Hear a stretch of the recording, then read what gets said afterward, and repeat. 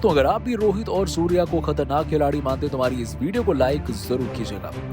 दोस्तों, रोहित ने मचाया बल्ले से कदर, चौके छक्कों की बरसात कर चकनाचूर किया बांग्लादेश का गेंदबाजी लाइनअप। वार्म अप मैच में रोहित के साथ राहुल और सूर्या की धाकड़ बल्लेबाजी से घुटने टेकने पर मजबूर हुए बांग्ला टाइगर्स। तो आखिरकार कैसे सांस रोक देने वाले इस आखिरी ओवर में जब मुकाबला भारत की पकड़ से दूर जा रहा था तो सूर्य कुमार यादव ने भारत को दिलाई आतिशी पारी से जीत। इस खतरनाक मैच की हाईलाइट का पूरा वीडियो हम आपको दिखाएंगे, लेकिन उससे पहले आप सभी को क्या लगता है कि रोहित और सूर्या में कौन है सबसे बेहतरीन बल्लेबाज? कमेंट करके जरूर बताइए। दोस्तों, 7 दिसंबर को होने वाला है दूसरा वनडे मैच, लेकिन इस महामुकाबले से पहले दोनों टीमों ने अपनी तैयारियों को पुख्ता करने के इरादे से प्रैक्टिस मैच खेलने का फैसला किया। ये दोनों टीमें सज गई हैं इस मैच में। बांग्लादेश को पहले बल्लेबाजी करने का मौका मिला और मुशफिकुर रहीम के साथ शाकिब अल हसन की आतिशी बल्लेबाजी से बांग्लादेश ने भारत के सामने 340 रनों का बेहतरीन स्कोर खड़ा कर दिया।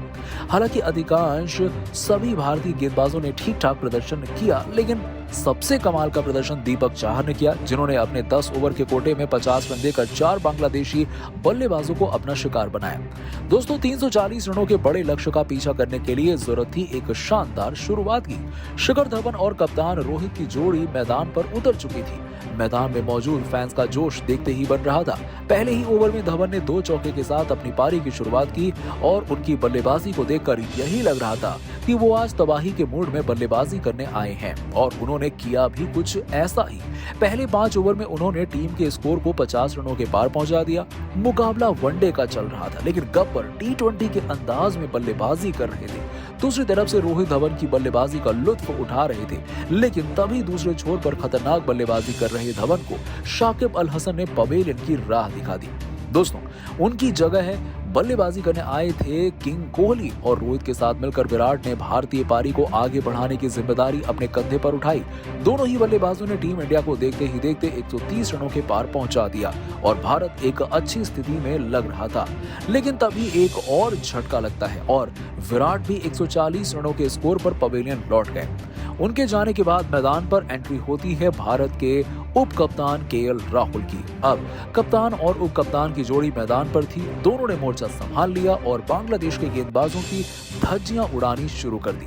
दोस्तों, पहले वनडे में 73 रन बनाने वाले राहुल ने आक्रामक रूप धारण कर लिया था और रोहित के साथ मिलकर उन्होंने ताबड़तोड़ बल्लेबाजी करते हुए भारत को देखते ही देखते 240 रनों के पार पहुंचा दिया और केवल 38 गेंदों में ही 50 रन भी जड़ दिए। और दूसरी तरफ से रोहित ने 88 गेंदों का सामना करते हुए 73 रन बनाए और वो एक तरफ से पारी को संभाल कर बल्लेबाजी कर रहे थे और दूसरी तरफ से कप्तान होने की भूमिका को बखूबी निभा रहे थे। दूसरी तरफ से राहुल ने आक्रामक बल्लेबाजी जारी रखी और 40 ओवर तक टीम इंडिया 270 रन बना चुकी थी। राहुल और रोहित खतरनाक अंदाज में बल्लेबाजी कर रहे थे और भारत की अगले 10 ओवर में जीत के लिए 70 रनों की दरकार थी। लेकिन तभी भारतीय टीम को एक और झटका लगा और केएल राहुल भी पवेलियन लौट गए। उन्हें शाकिब अल हसन ने अपना शिकार बनाया। अब दोस्तों, भारत के लिए ये तगड़ा झटका था क्योंकि राहुल बहुत ही खतरनाक बल्लेबाजी कर रहे थे। 61 गेंदों में 78 रन ठोककर राहुल ने भारत को मुश्किलों से तो निकाल लिया, लेकिन अभी भी जीत काफी दूर थी और अब उनकी जगह पर आ गए थे सूर्य कुमार यादव। दूसरी तरफ से कप्तान रोहित भी अपने शतक के करीब थे। पारी के 42वें ओवर में एक खूबसूरत चौका लगाकर उन्होंने अपने शतक को अंजाम दिया। ऐसा पहली बार हुआ है कि रोहित शर्मा ने इतनी देर तक मैदान में डटे होने के बावजूद शतक जड़ा और अपनी इस पारी के दौरान उन्होंने 7 चौके और वहीं पर केवल 2 छक्के लगाए। लेकिन दोस्तों, शतक पूरा करते हुए रोहित शर्मा कहर बनकर बांग्लादेश पर टूट पड़े और केवल चौके छक्कों में डील करने लगे। उनका सूर्य कुमार यादव बखूबी साथ निभा रहे थे और आप इन दोनों की आक्रामक बल्लेबाजी का अंदाजा इसी से लगा सकते हैं कि भारतीय टीम ने महज 49 ओवर में ही 330 रन बना लिए थे और आखिरी ओवर में दरकार थी 10 रनों की। अब दुनिया के नंबर 1 T20 बल्लेबाज सूर्य कुमार यादव ने तूफानी बल्लेबाजी करते हुए महज 17 गेंदों में 38 रन जड़ दिए। दोस्तों, फैंस की सांसें ऊपर नीचे हो रही थी, लेकिन सूर्या जब तक मैदान में मौजूद थे भारतीय टीम हार नहीं सकती और इस बात को सूर्या ने फिर साबित कर दिया और अंतिम ओवर लेकर आए मुस्तफिजुर रहमान की पहली 3 गेंदों पर ही एक खतरनाक चौका, एक तूफानी छक्का जड़कर उन्होंने भारत की झोली में इस मुकाबले को डाल दिया। बांग्लादेश को तो भरोसा ही नहीं हुआ कि 340 रन बनाने के बाद भी वो हार कैसे गए।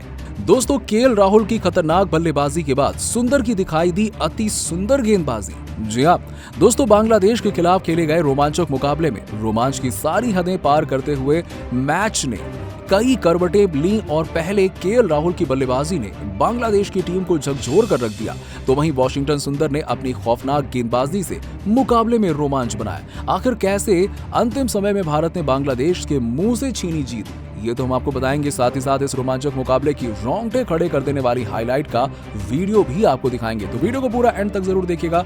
लेकिन उससे पहले विराट कोहली, रोहित शर्मा और केएल राहुल में कौन है खतरनाक खिलाड़ी, जवाब कमेंट सेक्शन में दीजिए। दोस्तों, आज भारत और बांग्लादेश के बीच में 3 मैचों की वनडे सीरीज का पहला मुकाबला ढाका के स्टेडियम मीरपुर स्टेडियम में खेला गया। इस मुकाबले में बांग्लादेश के कप्तान लिंटन दास ने टॉस जीतकर पहले गेंदबाजी करने का फैसला किया, तो वहीं भारतीय टीम को बल्लेबाजी करने के लिए आमंत्रित किया। जहां पर भारतीय टीम की तरफ से कई बड़े बदलाव देखने को मिले, तो वहीं पर भारतीय टीम की तरफ से पारी की शुरुआत करने के लिए कप्तान रोहित शर्मा और शिखर धवन आए और दोनों बल्लेबाज रनों की बारिश करने के लिए मैदान पर उतरे थे। हालांकि दोनों बल्लेबाजों के सामने बांग्लादेश के गेंदबाजों ने काफी ज्यादा खतरनाक गेंदबाजी की और भारतीय टीम के दोनों बल्लेबाजों को रन बनाने के लिए मजबूर कर दिया। दरअसल दोस्तों, बल्लेबाजों ने मिलकर पारी को थोड़ी देर तक संभाल कर रखा, लेकिन भारतीय टीम को पहला झटका 6वें ओवर में 23 रन के स्कोर पर लगा, जहां मेहदी हसन ने शानदार गेंदबाजी करते हुए शिखर धवन को 17 गेंदों पर एक चौके की मदद से 7 रन बनाने के बाद क्लीन बोल्ड कर दिया। और अब बल्लेबाजी करने के लिए विराट कोहली मैदान पर आए। विराट कोहली और रोहित शर्मा दोनों ने मिलकर पारी को थोड़ी देर तक संभाल कर रखा और स्कोर बोर्ड को बेहतर स्थिति में पहुंचा दिया।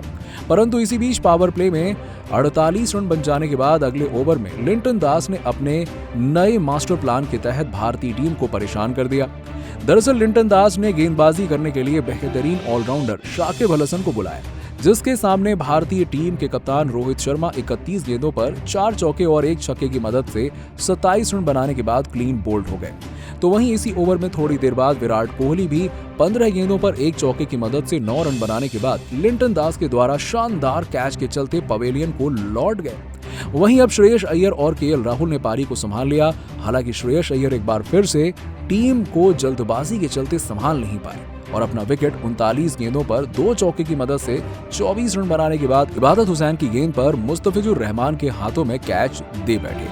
तो वहीं पर बल्लेबाजी करने के लिए आए सुंदर ने राहुल के साथ मिलकर पारी को संभाल लिया और इसी बीच दोनों बल्लेबाजों ने 60 रन की साझेदारी कर डाली।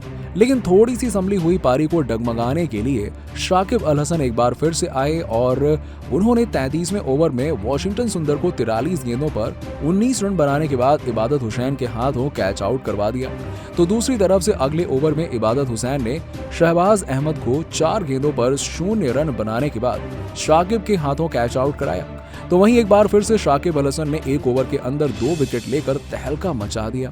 जी हाँ दोस्तों, पारी के 35वें ओवर में शाकिब अल हसन ने शानदार गेंदबाजी करते हुए पहले शार्दुल ठाकुर को 3 गेंदों पर 2 रन बनाने के बाद क्लीन बोल्ड कर दिया। तो वहीं दीपक चाहर को बिना खाता खोले गोल्डन डक के रूप में LBW आउट कर दिया और अब लगातार ताश के पत्तों की तरह विकेट गिरते चले गए। और वहीं दूसरी तरफ से केएल राहुल ने खतरनाक बल्लेबाजी करते हुए अपना अर्धशतक पूरा कर दिया, परंतु वो भी ज्यादा देर तक रुक नहीं पाए और अपना सबसे महत्वपूर्ण विकेट 70 गेंदों पर 5 चौके और 4 छक्कों की मदद से 73 रन बनाने के बाद इबादत हुसैन की गेंद पर अनमोल के हाथों कैच आउट हो गए और अंतिम विकेट भी इबादत हुसैन ने सिराज का 20 गेंदों पर 9 रन बनाने के बाद महमदुल्लाह के हाथों कैच आउट करा लिया।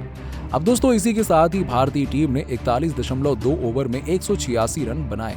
साथ ही साथ दूसरी तरफ से बांग्लादेश के गेंदबाजों में शाकिब अल हसन ने 5, इबादत हुसैन ने 4 और मेहदी हसन ने 1 विकेट हासिल किया। वहीं 187 रनों के लक्ष्य का पीछा करने के लिए जैसे ही बांग्लादेश की टीम आई, तो बांग्लादेश की तरफ से पारी की शुरुआत करने और आपको बता दें कि आए उनके बल्लेबाज संतो और कप्तान लिंटन दास।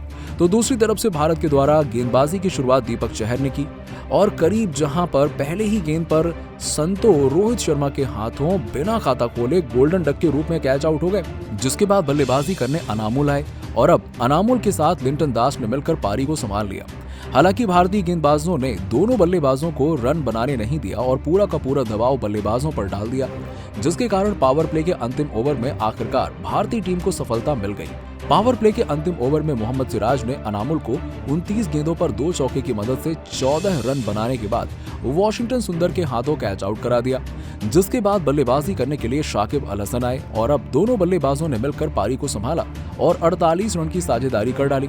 लेकिन इसी बीच 20वें ओवर में लिंटन दास को 63 गेंदों पर 3 चौके और 1 छक्के की मदद से 41 रन बनाने के बाद वॉशिंगटन सुंदर की गेंद पर विकेट कीपर राहुल के हाथों कैच आउट करा दिया और अब बल्लेबाजी करने मुशफिकुर रहीम आए।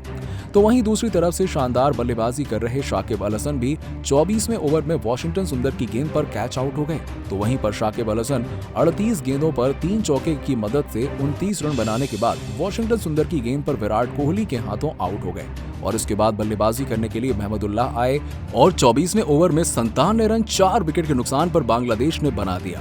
और उसके बाद जिस प्रकार से बल्लेबाजी चल रही है उसे देखकर लग रहा है कि भारतीय टीम इस मुकाबले को आसानी से अंतिम समय पे तो जीत ही जाएगी। वैसे दोस्तों, आपको क्या लगता है कि इस मैच में जीत का हीरो कौन रहेगा?